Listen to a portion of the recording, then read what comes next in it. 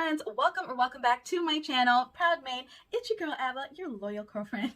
And in today's video, I'm going to be showing you how to create a natural hair care routine. Now this video has been long overdue. I've been asked to do this many months ago, and I've just been so distracted with other things. But I'm here to share with you finally how to create a natural hair care routine. If you're a beginner, you're just starting out, or you're transitioning, or you've done a big chop, this is the video for you. So if you're interested, look no further and stay tuned.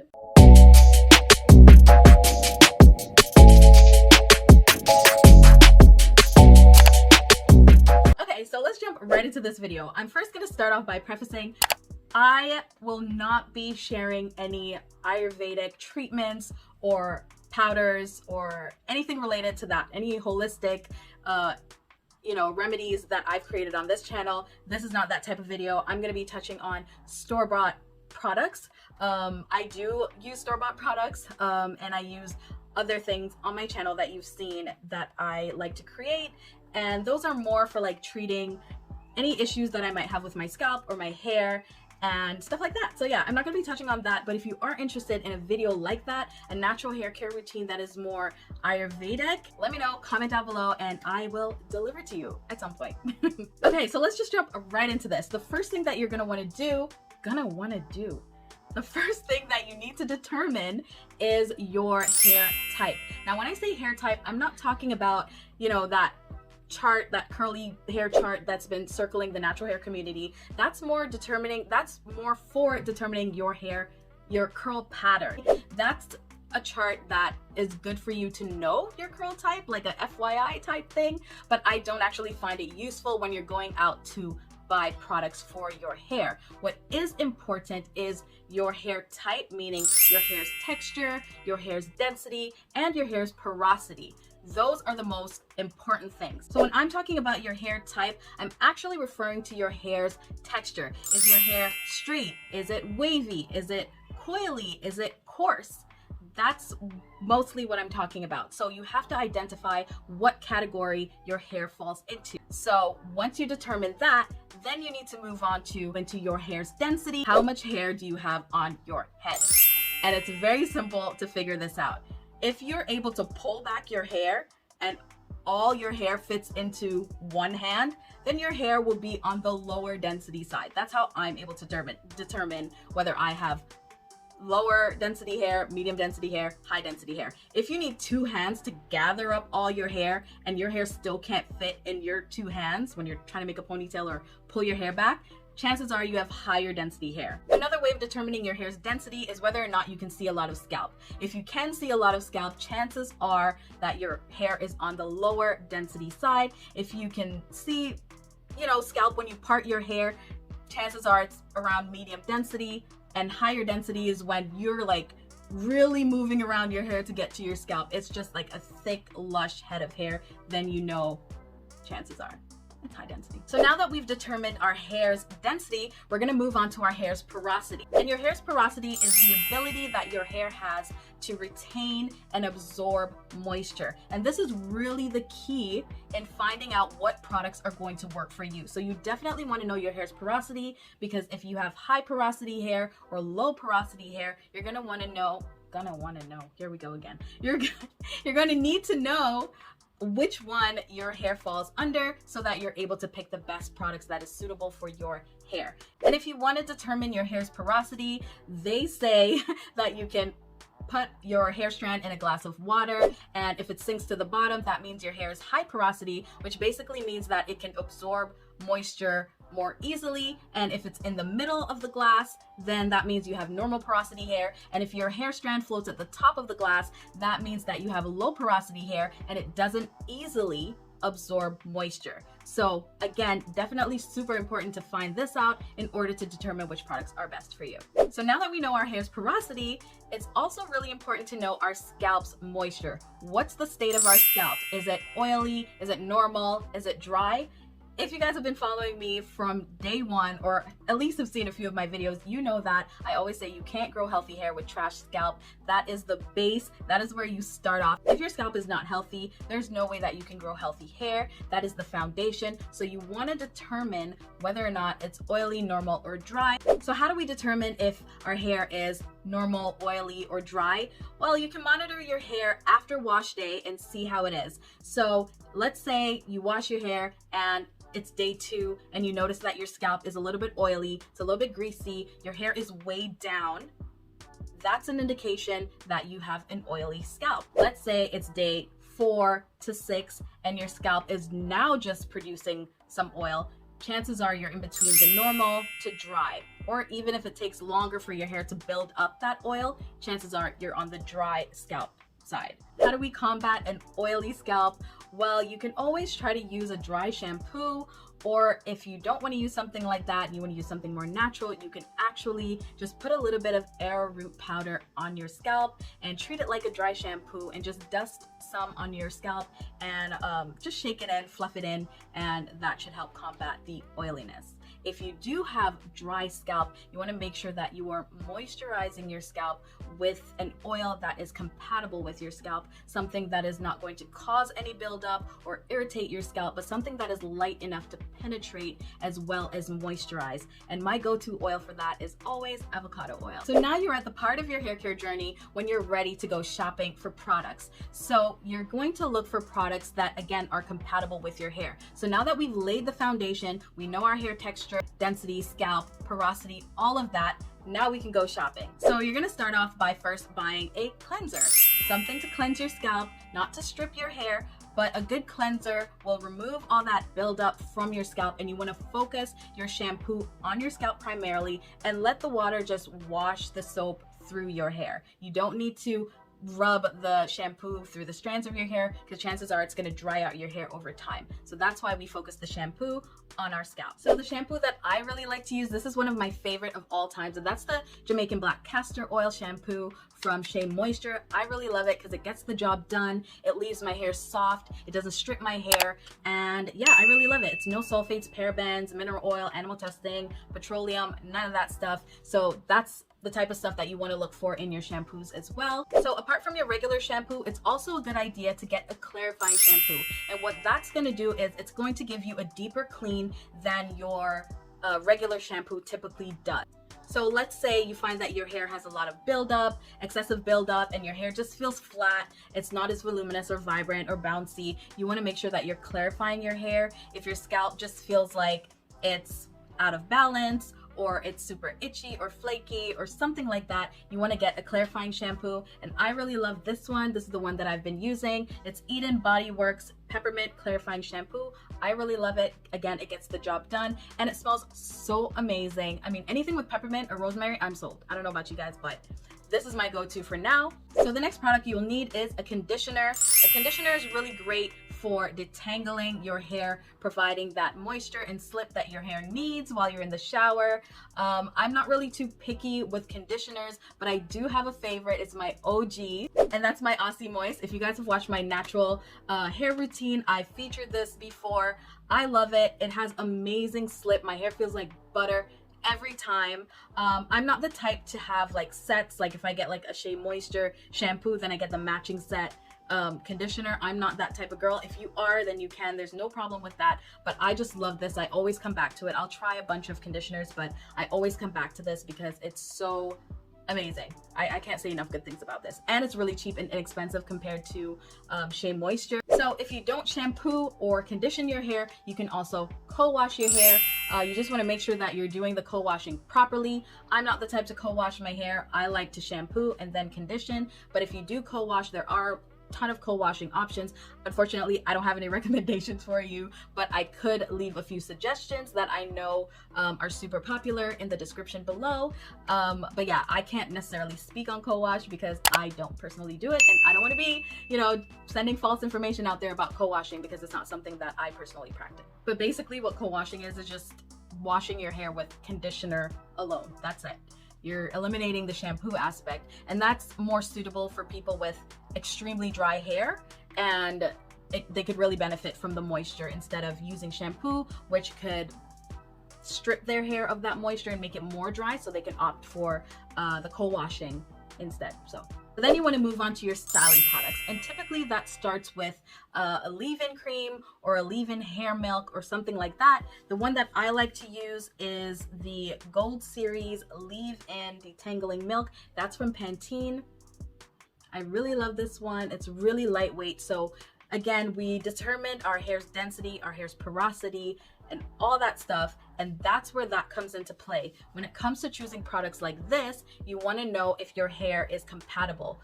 If you have thicker, coarser hair or kinkier hair, I don't think a product like this will be suitable for you. But this product is more lightweight and may not be as beneficial on a higher density hair or a thicker hair, as opposed to somebody with lower density hair or fine hair. Also, can't forget my OG African Pride. This one is Moisture Miracle Coconut Oil and Baobab Oil. It hydrates and strengthens. It's a leave-in cream. This is my OG, this is my favorite. You guys have seen me feature this on my channel before. And now with the leave-in, this is something that I would leave in my hair on its own actually. I might put a mousse or a custard on top of it, but it's not necessary just because of my hair type and my hair texture. But yeah, you're definitely gonna need something like this to basically prep your hair for styling. A leave-in is basically like that prep to give you that added moisture and hydration that you need to move on to the next step in your styling. So after you've bought your leave-in, you want to move on to your styling cream or your curl creams. And the one that I like to use is Carol's Daughter Cocoa Cream. So I love using this, but it's super thick and it's not actually most suitable for my hair type or my hair texture or my hair's density, but I do get away with using it, and I'll explain to you why in a second, or how in a second. I also use this Eden Body Works Curl Defining Cream. This one I really love as well. Also really thick, also probably not suitable for my hair. Not probably, I know it's not suitable for my hair, but I like to use it because it's a one and done product for me. I don't have to layer a bunch of products on my hair. I don't have to put a leave-in. I don't have to put a mousse or a gel or anything like that. I can only use this one product and my hair is good because it is a curl defining cream. So it actually has like a medium hold to it, and it gives this effect. Like, I did use gel, but I didn't. So when you run into products that you really want to use or that you really like, but it's super thick and you have fine hair or low density hair, the trick that I like to use is using a smaller amount of the product. So you can see the consistency here, how it's like really thick. Look how I'm holding the jar. It's not runny, it's not running out, slipping out of the jar. Okay, that's how you know she's thick. So what I like to do is just take a little pea-size amount in my hands, and then I spritz it with a ton of water, and I rub it in my hands to dilute it, and then I rake it through my curls. So that's how I get away with using a thicker formulated curl cream. And yeah, I mean, it works. Or you can put it in a few scoops in a spray bottle, shake it up, and then, you know, spritz it on your hair that way. But don't think that you can't use these things, because you can, but you just have to know how to use them. So after you bought your leave-in and then you have your styling cream, you want to move into a gel or a mousse or a curling custard, something to hold that style in place. And those types of products, they vary from a light hold to medium hold to a strong hold. So it depends on what you're interested in. So the issue that you may find is that some of the products that you get, if it's not from the same line, brand, or collection, that they may not be compatible. So you kind of have to try a lot of products to see what works together if you're not buying a whole line. But the curling custard that I like to use is the Mielle Organics. This one has also been featured on my channel many times. This one's actually for type 4 hair. Again, love it though. It works so well. I actually have it in my hair right now. You can see that my hair is really shiny and it has a nice hold to it. You can see my ringlets. It has like pretty good hold, and it enhances your curl with deep definition for thick, curly type 4 hair. Well, I'm type 3, so. Another curly custard that you can use is the Camille Rose. I really love this one, Curl Maker. It's kind of expensive, but it's totally worth it. I absolutely love it. It gets the job done. Very similar to the Mielle Organics if you are interested in picking this up as well. So you also want to look into getting yourself a really great hair mask. Hair mask you can put on your hair either weekly or bi-weekly depending on your hair's needs. So a hair mask is going to hydrate and moisturize your hair, make it soft and more manageable. And you want to get a hair mask that is also strengthening and a hair mask that is also hydrating. You can rotate them or alternate them on a weekly basis, or you can get one that is both hydrating, strengthening, and moisturizing all in one. The one that I like to use is, again, the Shea Moisture Jamaican Black Castor Oil Strengthen and Restore Treatment Mask. I love this one. This is my OG, my go-to. This is a really good one to invest in. Hands down, top five, top five. A strengthening hair mask that you can use that I highly recommend is the Mielle Organics. And this one is the Rosemary Mint Strengthening Hair Mask. This is what it looks like. I'm obsessed with this one. Again, anything rosemary and peppermint, I'm sold, say no more. I don't want to hear it. You said enough. Where do I buy? Really love this one. Smells amazing. The slip and the moisture that my hair feels afterwards, indescribable. Pick it up. So once you have all your styling products, you also want to make sure that you use a sealant. And what a sealant is going to do is trap that moisture in your hair so that it doesn't dry out, or it takes longer to dry out, and you're retaining all that goodness that you just put on your hair. Whether you're layering a leave-in and then a style cream and then a gel, you can break that cast that the gel or the custard has with an oil, aka a sealant, or even a hair butter. You can just melt the hair butter in the palms of your hands and then do prayer hand method and just seal your hair with that moisture, lock it in, and put it right on top of your hair. So now we're gonna move on to the fun part, or what I think is fun. All the tools and the accessories that you're gonna need on a day-to-day basis to maintain that curly hair, to carry you through your journey. Every curly girl will need these things. You're gonna need a blow dryer to start. This is just a really simple one, Conair, got it at Walmart. You don't need to get fancy with these blow dryers. I'm telling you, I've seen all the brands and I'm just thinking, but my hair looks just like yours and you spent $500 to $600. I mean, this is like, what, $20 at Walmart? Don't be swindled by these YouTubers, okay? You don't need to invest in like some heavy duty blow dryer. Just get it done. Get you a blow dryer at Walmart. $20, $25, call it a day. Just make sure it has a diffuser attachment because this is really gonna help your hair to be more defined. You're gonna just, you know, diffuse it upwards or flip your hair over and diffuse it, and it's going to keep those curls intact. So definitely get you a blow dryer. The next thing you're gonna need is a tangle teaser or a detangling brush or a wet brush, whatever you wanna call it. And I highly recommend that you detangle your hair prior to shampooing your hair because it's going to help you speed along the process. I know everybody dreads wash day because it's such a long process. So help yourself out and detangle your hair before you get in the shower and, you know, section your hair and all that if you need to.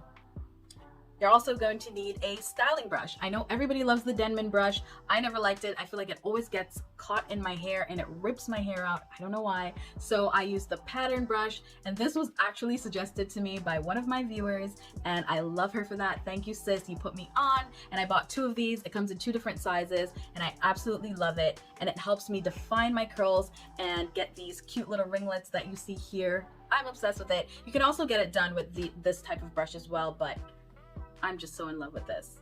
Tracy Ellis Ross, you did that, honey. You're also going to need a microfiber towel. This is the one I have. And you want to use this when you're drying your hair, just fresh out the shower, keep your hair wrapped up while you get yourself together. A microfiber towel is really gentle on your hair and it's going to absorb that moisture and dry your hair a little bit faster. So definitely invest in that. Don't be using your towel. Okay. You're also going to need a silk or a satin bonnet. This is the one that I use. It's so stretched out, but it gets the job done. You want to make sure that you're not causing any friction to your hair, or you can use a silk pillowcase if you got it like that. But I like to use my bonnet, and it's reversible, so I get to use the pink and the black side. Cute. Also, these silk or satin hair ties are so great because they don't rip your hair out. Don't be using rubber bands in your hair. Don't do that. Please don't. Okay, so get you some of these. You can find them at Winners or, you know, maybe Walmart. But I got these at Winners along with the microfiber towel. So definitely a necessity because these don't rip your hair out and they're very gentle on your curls. And if you don't have a bonnet, you can always use a silk or satin scarf to tie your hair up. You could do the pineapple method. You could do a low bun, low ponytail, and then wrap your hair up in one of these. This I got off Amazon, I think. Anyways, gets the job done, so get you one of these. Also, a curly girl necessity is a spray bottle. You want to get you a spray bottle, preferably something that sprays a mist on your hair and not just kind of water guns your hair. You want to get the one that mists because it evenly distributes the water to your hair. Yeah, this is great for detangling. You can use this to hydrate your hair during the week, or you know, when you're in the process of detangling your hair, this is a really good accessory. And the last thing you'll need is a heated hair cap, and this is really good for when you're doing a hair mask and you want to trap that heat in your hair. Let's say you have low porosity hair and your hair doesn't retain moisture very easily. You want to make sure that you use a heated cap so that it can open up those pores and the mask can penetrate your hair strands effectively. So that's a really good tool to use if you're interested. I don't have one. I just use a saran wrap and then put my shower cap over my head, old school style. You can do that as well, or a garbage bag, whatever floats your boat, do it. But that's a really good option for my low pro girl. So that's the end of the video, guys. I hope you found this helpful or informative. And if you did, don't forget to share, comment, subscribe, and hit me up in the comments and let me know if you would add anything to this routine. Help a sister out, help your friends out. And in the meantime, in between time, you grow, girl. See you in another one.